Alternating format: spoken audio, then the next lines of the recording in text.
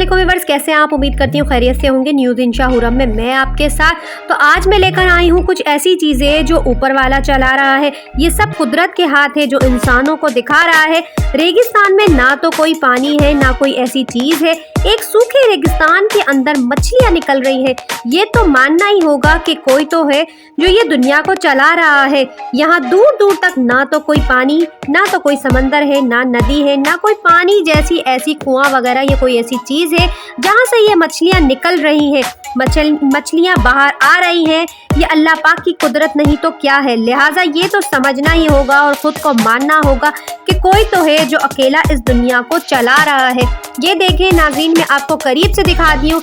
इतनी करोड़ों की तादाद में ये मछलियाँ निकल रही हैं, बाहर निकलती चली जा रही हैं और तड़प भी रही हैं। ये देखिए, जिस तरीके से एक नदी के अंदर से पानी बहता है, इसी तरीके से हज़ारों करोड़ों तादाद की तरीके से ये मछलियाँ निकल रही हैं। आप लोग करीब से देखें, मैं आपको दिखा रही हूँ। ये देखें, दूर दूर तक कोई पानी का नामो निशानी नहीं है। एक ये रेगिस्तान है, सिर्फ और सिर्फ रेत है। आप देखिए करीब से।